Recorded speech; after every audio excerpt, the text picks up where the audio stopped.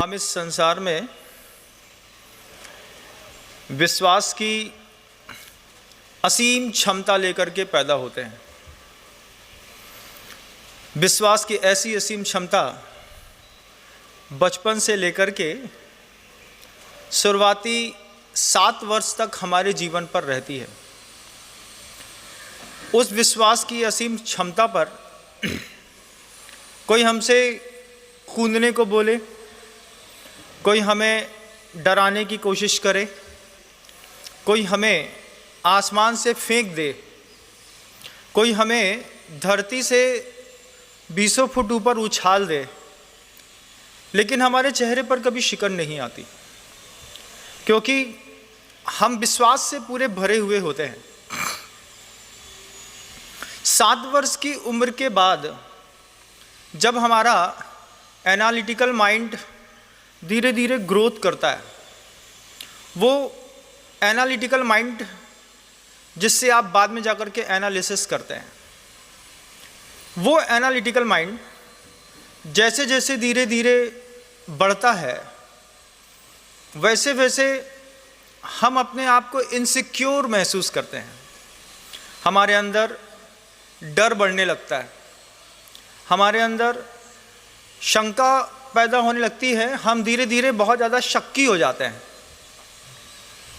और फिर जिंदा रहने के लिए, खतरों से बचने के लिए हम हमेशा अपना एनालिटिकल माइंड को उपयोग में लाते हैं। अब जैसे जैसे जैसे इसका विकास होता चला जाता है, हमें बचपन में जिन बातों में बहुत श्रद्धा होती थी, उन सब बातों को लेकर के हम सबसे पहले शंका पैदा करते हैं। पहले शंका आसपास के अपने वातावरण के में बनती है। विश्वास करने की सामर्थ्य हमारी धीरे धीरे खत्म हो चुकी होती है। हम किसी भी चीज़ में विश्वास नहीं करते। जब हम किसी भी चीज़ में विश्वास नहीं करते, फिर हमको बचपन में जहाँ मंदिर जाने पर भगवान दिखाई देते थे, एनालिटिकल माइंड जैसे ही हमारा ग्रोथ लेता है, धीरे धीरे बढ़ता चला जाता है, तो वो एनालिटिकल माइंड जो है, मकड़ी जितना बारीक जाल बुनती है, उससे भी बारीक जाल एनालिटिकल माइंड के डेवलप होने के बाद हम बुनते हैं। हर चीज़ में शंका पैदा करते हैं। बचपन में वो बच्चा छोटा सा मंदिर जाकर के भगवान जी से जब अपनी माँ के बारे में कह के आता है कि मेरी मम्मा को ठीक कर दो भगवान जी, बड़े होकर के उसी प्रतिमा के सामने हमको पत्थर दिखाई देने लगता है। जिन माता पिता से लगता था कि दुनिया में अगर ये नहीं रहेंगे तो हमारा जीवन कैसे संभव है, लेकिन जैसे ही हमारे माइंड की ग्रोथ होती है, हमको ऐसा लगता है कि अब माता पिता के साथ रह करके ग्रोथ कैसे संभव है, क्योंकि दिमाग का काम है निरंतर शंका पैदा करना। वो हमेशा हर चीज़ में शक पैदा करता है, और वो फिर धीरे धीरे धीरे धीरे इतना शक पैदा करता है कि हमको अपने जिंदा रहने के लिए बचपन में जो हमारी सरलता थी, उस सरलता का सहारा छोड़ करके हमारा एनालिटिकल माइंड बार बार बार बार हमको मायाचारी करने के लिए प्रेरित करता है। और जब हम जरा जरा सी बात में गुरुओं के सामने भी, भगवान के सामने भी, शास्त्र की भाषा को समझने के सामने भी, अपने माता पिता के सामने भी, अपनी पत्नी के सामने भी, हम अपने परिवार वालों के सामने भी, दुनिया में कोई भी ऑब्जेक्ट सामने खड़ा हो, सबसे पहले हम उस चीज़ में सिर्फ शंका करते हैं और कुछ नहीं करते। कभी अपने आप को सोचिएगा, क्या हम ऐसा करते हैं? वही एनालिटिकल माइंड जो है, आगे चल करके जब आप उससे एनालिसिस करते हैं किसी भी चीज़ का, उसमें आप जो श्रद्धा बचपन में थी, वो श्रद्धा हमने बड़े होकर के माइंड के डेवलप होने के बाद खो दी। बुद्धि का विकास तो बहुत होता है, लेकिन बुद्धि में धीरे धीरे विकसित मानसिकता अहंकार को अंदर स्थान देने लगती है, और ये वही स्थान होता है जहाँ पर अहंकार निश्चिंत होकर के बहुत देर तक टिका रहता है। बंधुओं, जब हम अपने जीवन में बचपन की सरलता को खो करके जितने बड़े होते जाते हैं, हम उतने ज़्यादा मायाचारी मायाचारी मायाचारी करते चले जाते हैं। पहले वह मायाचारी का भाव हमारे अंतर्मन में पैदा होता है। अंतर्मन में पैदा होने के बाद वो धीरे से हमारे वचनों में प्रयोगात्मक रूप से सामने आता है, और फिर हम उसको काय के माध्यम से भी मायाचारी करते करते इतने अभ्यस्त हो चुके होते हैं कि एक छोटे से बच्चे में अगर वो आपके घर के अंदर गले में डाल करके कुछ कॉइन्स को गिन भी रहा हो, तो हमको छोटे से बच्चे में भी चोर नज़र आने लगता है। जब हम छोटे से बच्चे में चोर देखने लगते हैं, हम उस एनालिटिकल माइंड से इतने ग्रस्त होते हैं कि हम हमेशा आईक्यू से सामने वाले को टेस्ट करते हैं। आईक्यू का मतलब होता है इंटेलिजेंस। आप बौद्धिक स्तर पर किसी व्यक्ति को पकड़ने में माहिर तो हो चुके होते हैं, लेकिन विज्ञान अब बहुत आगे बढ़ गया। विज्ञान कहता है कि अब आईक्यू की बात खत्म होकर के अब इमोशनल इंटेलिजेंस की बात, ईक्यू की, भावनात्मक स्तर पर आप क्या सोचते हैं, भावनात्मक स्तर पर आप कैसे हैं, ये बात से पता चलता है कि आप क्या हैं। चूंकि आज उत्तम आर्जव धर्म का दिन आप सबके सामने आया है, आप बहुत गौर से सोचिएगा, क्या आप छोटे से बच्चे में चोर नहीं देखते? क्या जब ट्रेन में बैठा हुआ वो अपरिचित व्यक्ति आपके सामने बैठ करके ईमानदारी से आपकी रक्षा करने का भाव रखते हैं, उस समय क्या आप उसके ऊपर शंका नहीं करते? क्या आप अपने गुरु के शब्दों पे आपको विश्वास रहता है? ये जैसा जितना माइंड डेवलप होता है, आदमी के जीवन से सिर्फ एक चीज़ बहुत दूर जा कर के खड़ी हो जाती है, जिसका नाम सरलता होता है। बचपन से 7 साल की उम्र तक वह जो स्वभावजन्य सरलता होती है, उस सरलता जब हमारे जीवन से चली जाती है, उसके बाद हम बहुत समझदार हो जाते हैं। समझदार होने के बाद जैन दर्शनकार बार बार इस बात को कहते हैं कि जब तुमने पूरी दुनिया में हर चीज़ को समझ लिया है, अब वापस बच्चों जैसी सरलता अपने अंतर्मन में पैदा करो। अब जब सब कुछ जानते हैं, हर चीज़ के ऊपर शक करते हैं, हर चीज़ के ऊपर हमारा जो है अविश्वास रहता है, तब यह प्रश्न अंतर्मन में उठता है कि अब हम फिर से बचपन जैसी सरलता अपने स्वभाव में कैसी पैदा करें। उस बचपन जैसी सरलता को वृद्धावस्था में पैदा करने के लिए यह आर्जव धर्म आप सबके सामने आया है।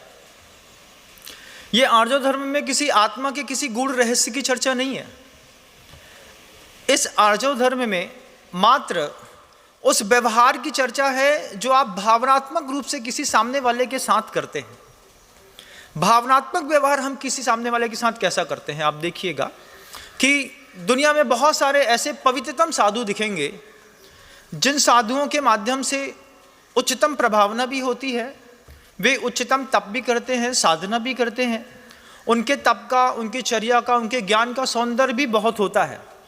उसके बाद भी उनके पास जाने पर, चेहरा देखने पर ऐसा लगता है कि आदमी थोड़ा अभी और भी डिप्लोमेटिक है।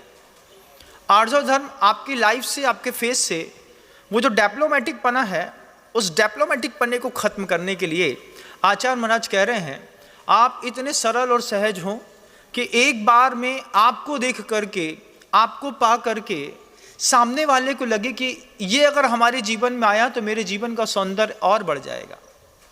सरलता बहुत ऊंची चीज़ होती है बंधुओं, और उसमें भी उत्तम पुरुषों की सरलता तो और भी अद्भुत होती है।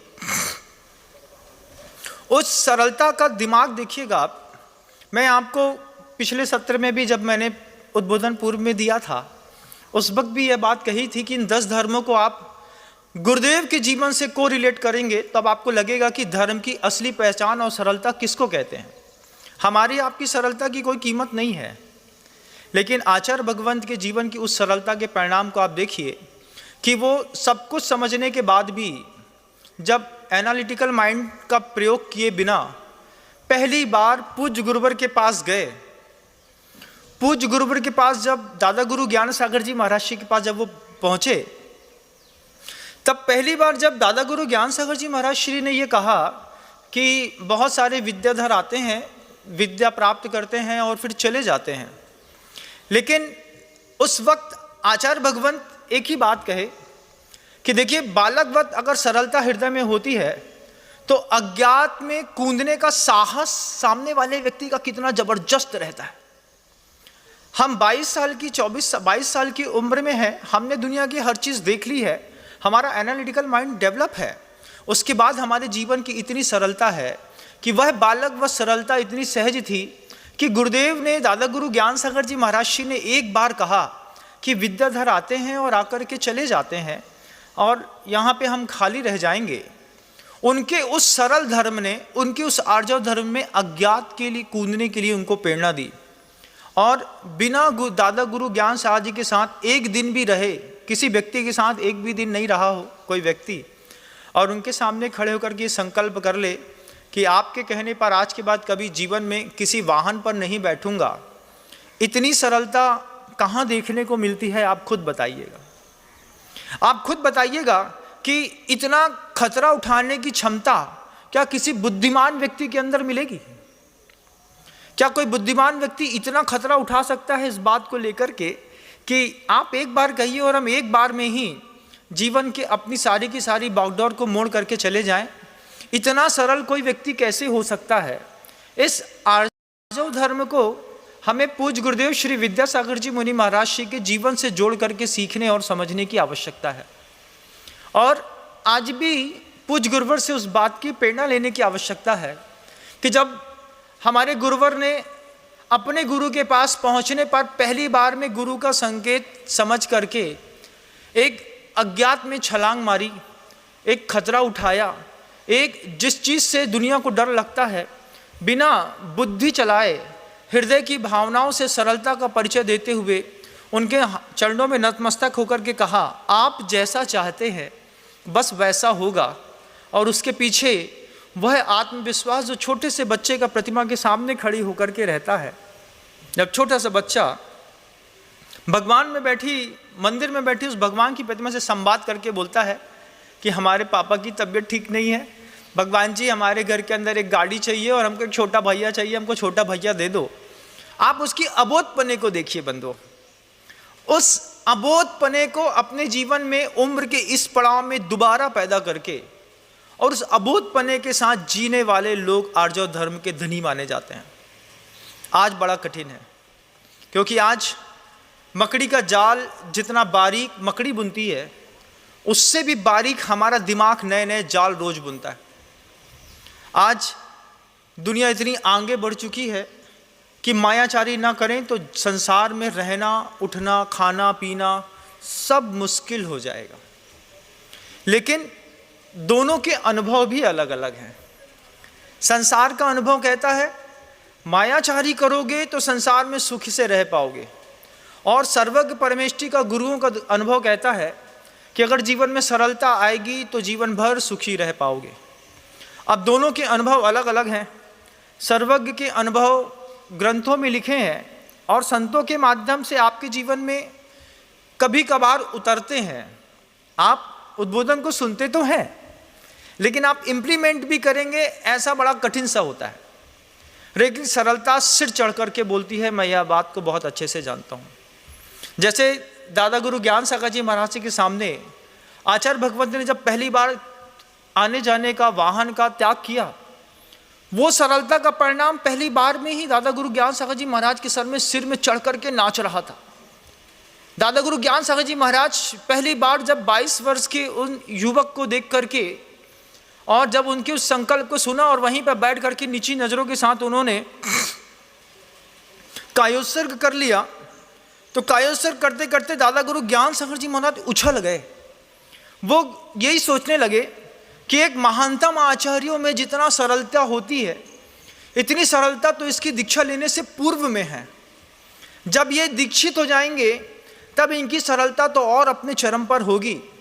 तभी तो हमारे और आपके अनुभवों में कितना फर्क आ गया बंधुओं, कि हम इस दुनिया को संसार महासागर कहते हैं और सर्वज्ञ परमेष्टि इसी पूरे संसार को गाय के खुर के समान जानते हैं। क्या महासागर और क्या गाय के पैर का खुर। त्रैलोक्यम गोष्पदायते, ये शब्द हमारे यहाँ प्रतिक्रमण इत्यादिकों में आता है। कि उनकी दृष्टि से इस संसार को देखो तो ये संसार हमारे सर्वज्ञ की दृष्टि से गाय के खुरे के समान से ज़्यादा बड़ा दिखाई नहीं देता, लेकिन हमारी दृष्टि से ये संसार इतना महासंसार समुद्र के जैसा दिखाई देता है कि इसका पार पाना मुश्किल है।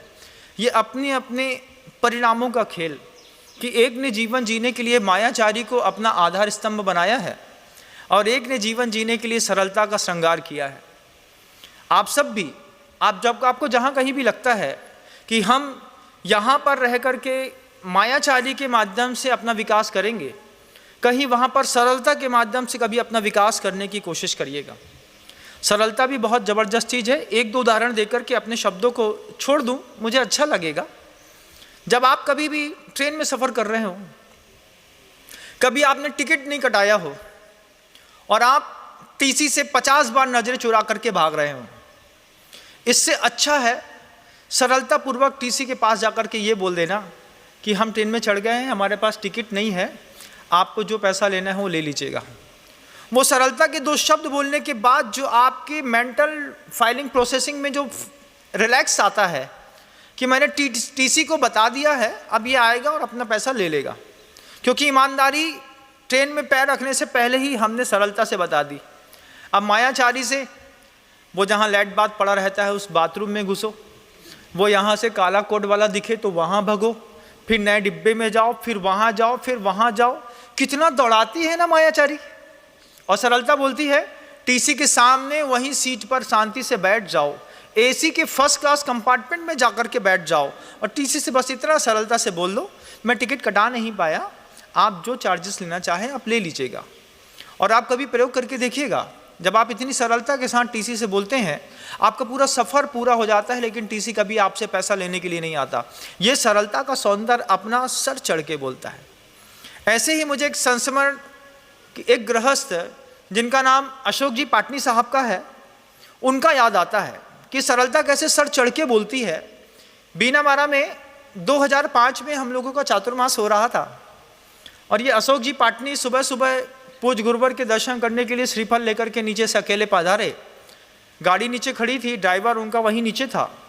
ऊपर आए तो गुरुदेव ना मिले तो वो मेरे कमरे में आ गए। मेरे कमरे में आने के बाद वहाँ पर उनको लगा कि कमरा में बैठने के लिए यहाँ पर धूल बहुत पड़ी है और गंदा पड़ा हुआ है।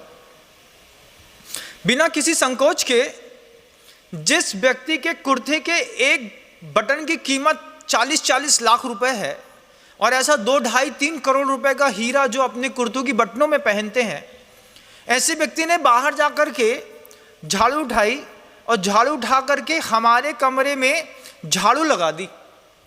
हम जब पीछे से आए तो उनकी हाथ में झाड़ू लेकर के हमने कहा ये क्या? मैंने कुछ नहीं महाराज जी, यहीं पे थोड़ा सा बैठना था और कमरा गंदा था, कोई था नहीं, तो मैंने कहा मैं ही झाड़ू लगा देता हूँ।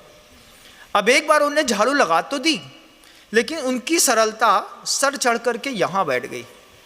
आपकी सरलता किसी भी चीज़ में आप कभी विश्वास मानिएगा, कठिनतम गहन गहराइयों में भी आप जितना सरल होकर के संवाद करेंगे उतनी सरलता से, उतनी आसानी से आपको जीवन जीने में सहजता महसूस होगी। आज बहुत सारे मुनि महाराजों के साथ भी जो तपस्या में उग्र और तपस्वी भी होते हैं, सिद्धांत के जानकार भी होते हैं, लेकिन भावनात्मक स्तर पर अगर कुटिलता रहती है तो चेहरा देख करके चेहरा बता देता है कि साधु हैं तो बहुत ज़बरदस्त, लेकिन अभी भी मल्टी डायमेंशनल लाइफ है इनकी। जबकि आईने के जैसी ज़िंदगी जीने वाले लोग की कीमत अलग होती है और मल्टी डायमेंशनल लाइफ जीने वाले लोगों की ज़िंदगी बिल्कुल भी अलग हुआ करती है बंधुओं। चूँकि आज उत्तम आर्जव धर्म का दिन है, आपके मन के अंदर सुबह से ये भाव होगा कि उद्बोधन सुने, सब कुछ करें, अपना भाव रखें, लेकिन कहीं कहीं नीतिकार एक और बात भी कह देते हैं। नीतिकार वो बात को कहते हैं कि देखो विपिन मजार, सीधे बिरवा कट गए, टेढ़े खड़े हजार। कई लोग कहते हैं ऐसा, अधिक सरलता धर्म नहीं, देखो विपिन मजार। जंगल में जाकर के देखिएगा, सीधे बिरवा कट गए, सीधे सीधे जो पेड़ होते हैं उनको काट दिया जाता है, और टेढ़े खड़े हजार। ये संसार की नीति तो हो सकती है, मैं मानता हूँ आपके यहाँ की नीति हो सकती है, लेकिन उत्तम आर्जव धर्म है बंधुओं। और उत्तम आर्जव धर्म में उत्तम शब्द लौकिक सुख का निषेध करता है। आर्जव धर्म कहता है कि संसार जिस मायाचारी के माध्यम से लेकर के अपने सौंदर्य को, अपने जीवन को जी रही है, जिंदा रहने के लिए जिसने मायाचारी को अपना आधार बनाया हुआ है, इस पर गुरुवर एक ही बात कहते हैं। गुरुवर कहते हैं आपके पास पूंजी है, श्रद्धा की पूंजी है आपके पास, आप जिस बैंक में रखेंगे उस बैंक के हिसाब से आपको ब्याज मिलेगा। अगर आप मायाचारी के बैंक में श्रद्धा की पूंजी रखेंगे और अपना जीवन जिएंगे तो आपको मायाचारी का ब्याज मिलेगा, और अगर आप सरलता के बैंक में अपनी श्रद्धा की पूंजी रख करके अपने जीवन को जीने का प्रयास करेंगे तो आपको सरलता का ब्याज मिलेगा बंधुओं। और संसार में से ऊपर उठने वालों को कभी भी मायाचारी के बैंक में अपनी श्रद्धा रखने की कोई ज़रूरत नहीं पड़ी। आचार्य भगवंत ने बार बार इस बात को हम लोगों से कई बार कहा कि जैसे एक छोटा सा बच्चा अपनी माँ से कहने और नहीं कहने योग्य हर बात को कह देता है, ठीक ऐसे ही उम्र के इस बड़े पड़ाव में जिस दिन आप समझदारी से प्राप्त हुई सरलता को स्वीकार कर लेंगे।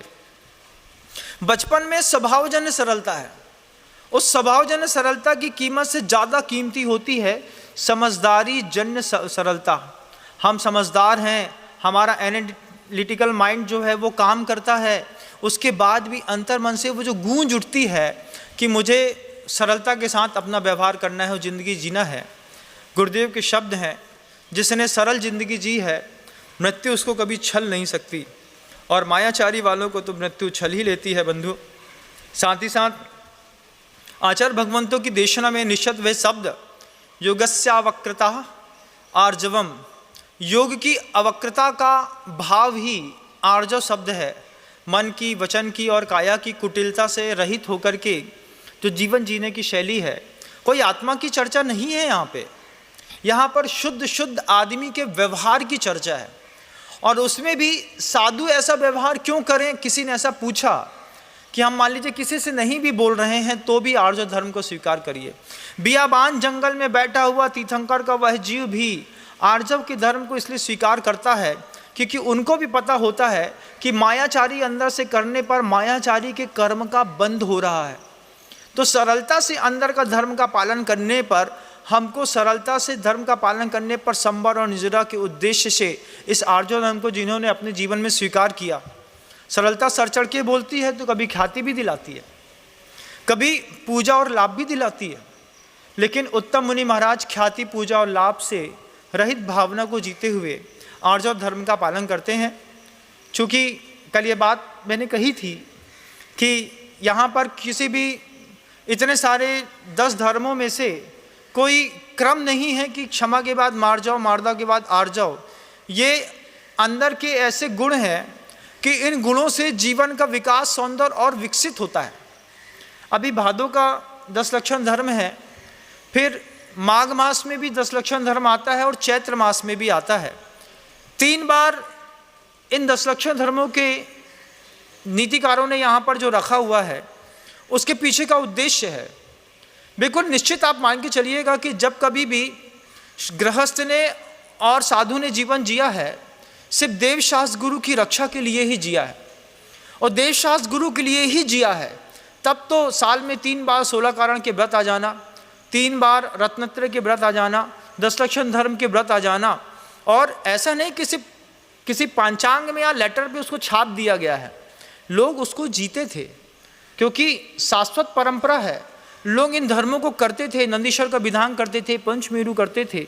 वो पहले धनोपार्जन करते थे, धनोपार्जन करने के बाद थोड़ा भी मन के अंदर मलिनता का भाव ज़्यादा बढ़ता था तो सामने 16 कारण दिखाई दे जाता था, सामने पर्युषण पर्व दिखाई दे जाते थे। इस भादों के महीने में पर्युषण पर्व मनाने के इतने ताम झाम की बस एक ही बात रह जाती है कि बारिश होती है, धंधे मध्य रहते हैं, पित्त का शमन रहता है, भूख कम लगती है, तो आदमी को लगता है कि हम धर्म ध्यान अच्छे से कर पाएंगे।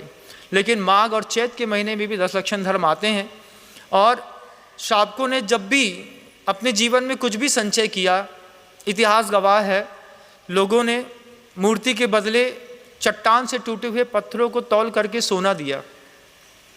इतिहास गवाह है खजुराहो का, कुंडलपुर के बड़े बाबा का, गिरनार पर्वत का, संवेदाचल का, गुणायतन का, इतिहास गवाह है बीना बारा का, इतिहास गवाह है रामटेक का, इतिहास गवाह है पपौरा जी का, इतिहास गवाह है बंधु बंधा जी के, अजितनाथ स्वामी का, भगवान जी का, कि जहाँ पर पूर्वजों ने अपनी अकूत संपदा पूरे जीवन भर संचय की और देव शास्त्र गुरु के लिए जी करके संपत्ति को आयु के अंतिम समय में सहजता पूर्वक बिना किसी विकल्प के देव शास्त्र गुरु के चरणों में हीरा मोती माणिक पन्ना छोड़ करके चले गए और अनंत की यात्रा पर निकल गए।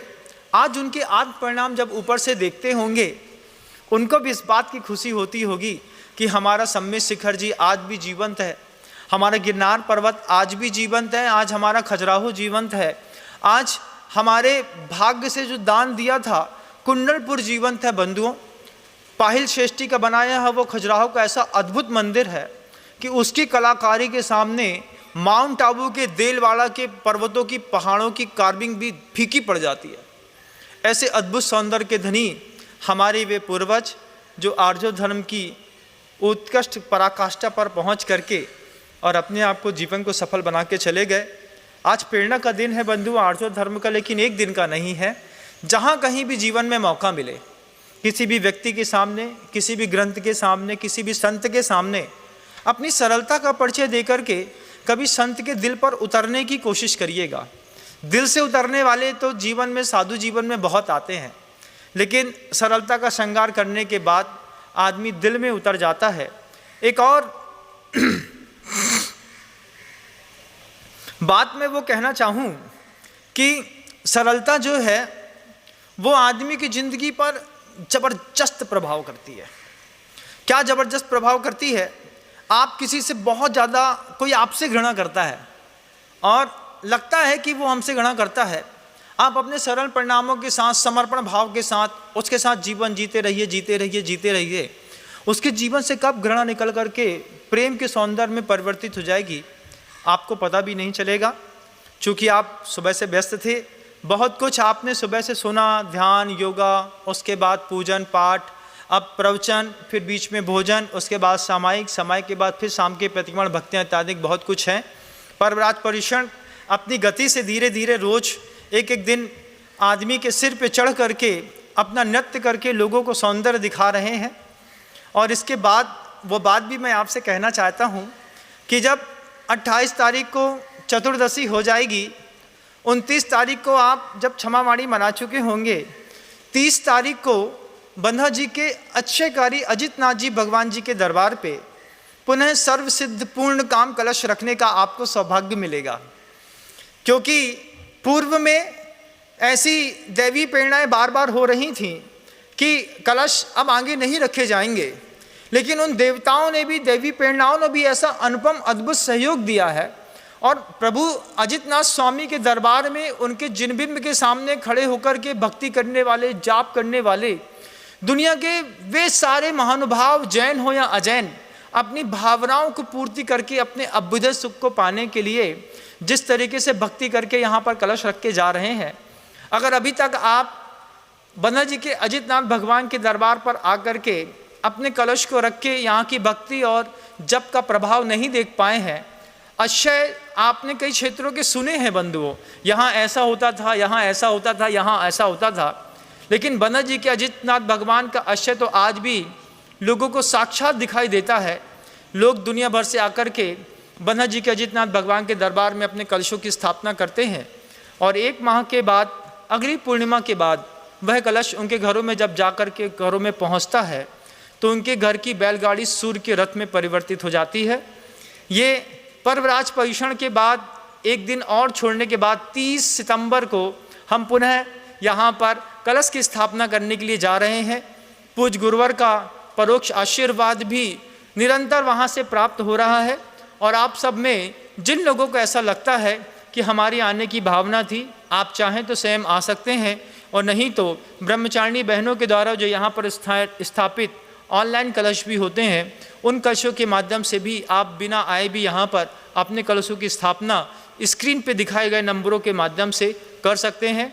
अपना सौंदर्य बढ़ाइएगा, अपने जीवन में और सरलता बढ़ाइएगा और सरलता होने के बावजूद भी अगर जीवन में किसी प्रकार की परेशानियां, आपत्तियां, विपत्तियां आपका साथ हमेशा के लिए छोड़ नहीं रही हैं, तो 30 सितंबर को हम सब मिलकर के पुनः अजितनाथ भगवान जी के दरबार में अश्चर्यकारी अजितनाथ भगवान की सेवा, भक्ति, पूजन, जाप करके अपने जीवन को और सुखमय बनाने का प्रयास करें। शब्दों को विराम देता हूँ। गुरुदेव श्री विद्यासागर जी महाराज की।